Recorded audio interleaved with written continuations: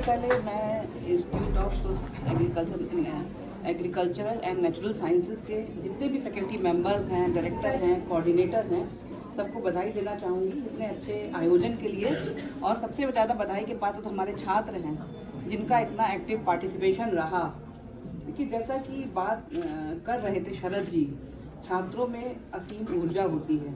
अगर उनकी एनर्जी को चैनलाइज नहीं करेंगे तो वो कंस्ट्रक्टिव ना होकर डिस्ट्रक्टिव वे में जाएगी।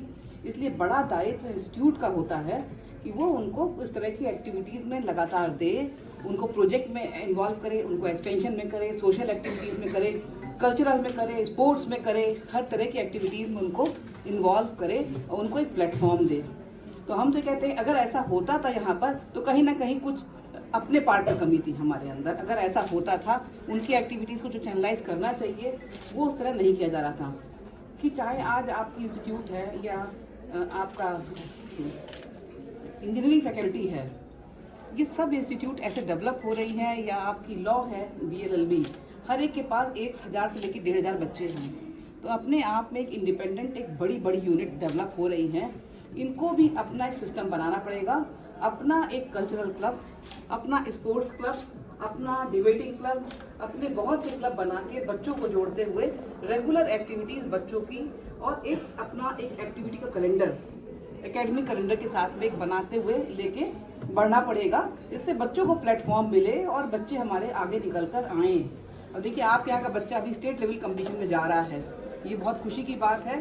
उसमें सारे सोचिए कि हमारे जो यहाँ पे जो कंपटीशन जो हुए थे उसमें 6 विश्वविद्यालय के छात्र थे। 6 विश्वविद्यालय में नहीं तो 1200 कॉलेज होंगे, यानी कि कम से कम 10 लाख बच्चे। उन 10 लाख बच्चों में अगर उस बच्चे ने एक स्थान पाया है और एक यूपी में राजभवन में स्टेट लेवल कंपटीशन में जा रहा है, तो आपके संस्थान की एक बड़ी उपलब्धि है। लेकिन ऐसी एक्टिविटीज़ का रेगुलर आयोजन, इससे कि छात्रों की प्रतिभा का और निकल के सामने आए। हमारी एथलेटिक एसोसिएशन है, वो कुछ प्रोग्राम कराती है कॉलेजेस को इन्वॉल्व करके, और उस बहुत से बच्चों को भेजती है, नेशनल लेवल कंपटीशन में भेजती है। लेकिन वहाँ पे वो छात्र जाते हैं जिनमें बहुत सा कोई नेशनल लेवल का टैलेंट हो या स्टेट लेवल का टैलेंट हो। लेकिन हमारे बहुत से छात्र ऐसे हैं जो स्पोर्ट्स में इंटरेस्टेड हैं। जरूरी नहीं है हर आदमी नेशनल लेवल प्लेयर हो या स्पोर्ट्स लेवल प्लेयर हो। भाई, क्रिकेट बहुतों का शौक होता है, इंडिया में तो फेवरेट गेम है, या ऐसे बहुत से शौक होते हैं। क्यों ना आपका अपना एक क्लब हो और अपनी एक एक्टिविटी रेगुलर हो। ये इन बातों पे बहुत बहुत ध्यान देने की आवश्यकता है। और एग्रीकल्चर बेस्ड इकोनॉमी है इंडिया की हमारी, और पूर्वांचल तो स्पेशली आप देखिए कि अर्बन रूरल क्षेत्र है यहाँ पर, इसलिए इस इंस्टीट्यूट का महत्व यहाँ बहुत ज़्यादा बढ़ जाता है और हमारी अपेक्षाएं भी ज़्यादा हैं इस इंस्टीट्यूट से। एक नया इंस्टीट्यूट है, ग्रो कर रहा है, पहला बैच यूजी का निकलने जा रहा है, पीजी का बैच निकल चुका है। प्लेसमेंट हो चाहे वो, अभी तो हमको ICR के रिकॉग्निशन के लिए भी हम जा रहे हैं।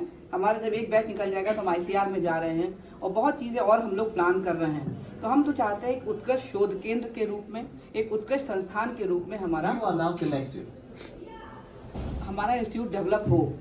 फैकल्टी यहाँ की अच्छी कर रही है। हम तो देख रहे हैं जो आपके PG के बच्चे हैं उनके पब्लिकेशन स्कॉपस में आ रहे हैं, पेटेंट्स आ रहे हैं। तो पोटेंशियल जब ज़्यादा होता है तो अपेक्षाएं भी ज़्यादा हैं आप लोगों से, और आगे भी इसको हम लोग आगे बढ़ाने का बहुत प्रयास करेंगे।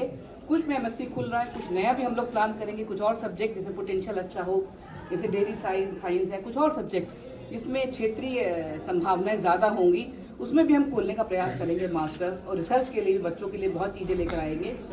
और बाकी तो ठीक कर रहा है, लेकिन हमेशा देखिए इम्प्रूव, अभी नया इंस्टीट्यूट है, ग्रो करेगा, और शुरू में जितनी एनर्जी इस पर लगाई जाएगी वो आपको आगे जाके लंबा पे करेगी।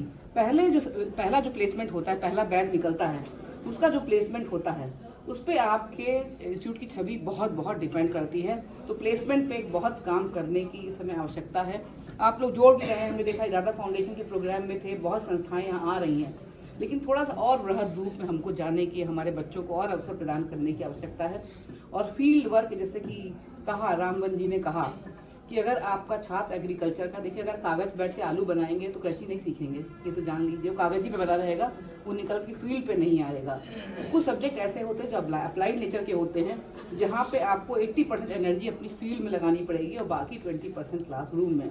एग्रीकल्चर उनमें से एक सब्जेक्ट है, ऐसा मुझे लगता है। I am not from that field, लेकिन ऐसा मुझे लगता है। यहाँ थोड़ी सी कमी मुझे लगती थी इस पार्ट की, तो हम लोग चाह रहे हैं कि उसमें भी आगे आए। और रामवन जी के आने से, और कुछ लोग कोर एग्रीकल्चर के जब जुड़ते हैं वो आगे ले जाते हैं, जो आपकी फैकल्टी में भी हैं, वो आप लोगों को ऐसा करके आगे अवसर और देंगे। अभी आपका बड़ा किसान मेला लगा था, इस तरह की बहुत सी इंडस्ट्री से इंटरेक्शन, बहुत से किसानों के। देखिए एग्रीकल्चर इंस्टीट्यूट तो ऐसा होना चाहिए जो आप किसानों को भी एक मेंटरिंग कर पाएँ उनकी, कि कैसे अपनी फसल से, अपनी छोटी भूमि से वो अच्छा उपजाऊ बना सकें, कैसे वो ऑर्गेनिक फार्मिंग कर सकें। सॉइल टेस्टिंग का आपका आने लैब लगने ही जा रही है, और कैसे छोटी भूमि से अधिक वो उससे ज़्यादा कमाई कर सकें। तो ऐसे कौन से फसलें हैं जो वो लगाएं। तो एक एग्रीकल्चर इंस्टीट्यूट का, एक ऐसी रिसर्च इंस्टीट्यूट का इम्पैक्ट पूरे क्षेत्र में दिखना चाहिए, और उसको लेके आप लोग बढ़ भी रहे हैं। इसलिए एक्सटेंशन एक्टिविटीज़ का बहुत बहुत यहाँ पे आवश्यकता है। तभी तो एग्रीकल्चर इंस्टीट्यूट होने का लाभ है। देखिए डिग्री आप ले रहे हैं, लेकिन क्षेत्र को भी आपकी डिग्री का, हमारे छात्रों का, हमारे शिक्षकों का, सबका लाभ मिले। बाकी मिशन शक्ति फेज़ 5 है, और जैसा कि नीता मैडम सब ने कहा कि इसकी आवश्यकता क्यों है। देखिए जहाँ तक वाद की बात आई, चाहे वो महिलावाद हो, मैं तो किसी भी वाद के अगेंस्ट हूँ, चाहे वो महिलावाद हो या पुरुषवाद हो या जातिवाद हो या धर्मवाद हो, कोई भी वाद हो। जहाँ वाद होता है वहाँ समस्याएं उत्पन्न होती हैं, कोई वाद की बात नहीं। यहाँ तो एक समानता की बात हो रही है, और अगर महिलाओं को आगे बढ़ना है, सबसे पहले उन्हें अपने ऊपर विश्वास करना होगा। लेकिन आज भी आप देखते हैं मिशन शक्ति की आवश्यकता क्यों है। आप बात करिए किसी से भी, क्यों हमारे यहाँ दहेज प्रथा हर घर में है। ये एक बड़ा कलंक है, हम तो कहते हैं समाज के ऊपर, हम सब के ऊपर, और सारा परिवार, हर कोई इसको खुशी खुशी एक ट्रेडिशन मानते हुए उसको एक्सेप्ट करता है। क्यों नहीं लड़के, हमारे पढ़े लिखे लड़के आगे जाके इसका विरोध करते हैं। क्या किसी के 10 लाख 5 लाख रुपए लेके आपकी जिंदगी कर सकती है?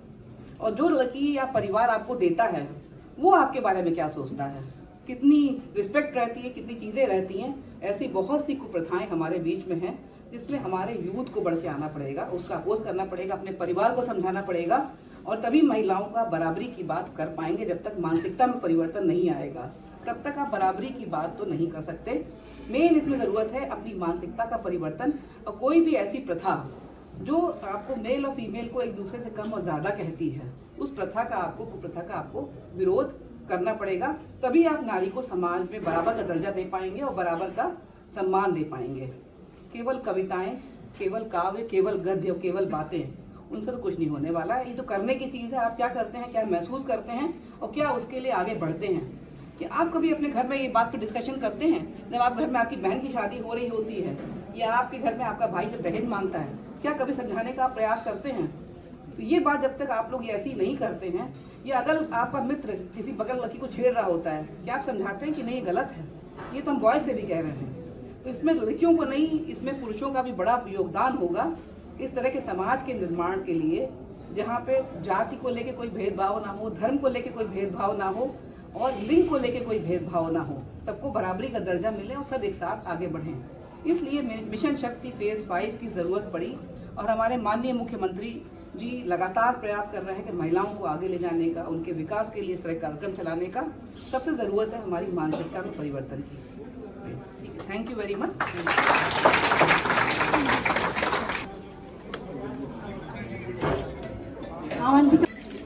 This is 7th semester. BSc 7th semester?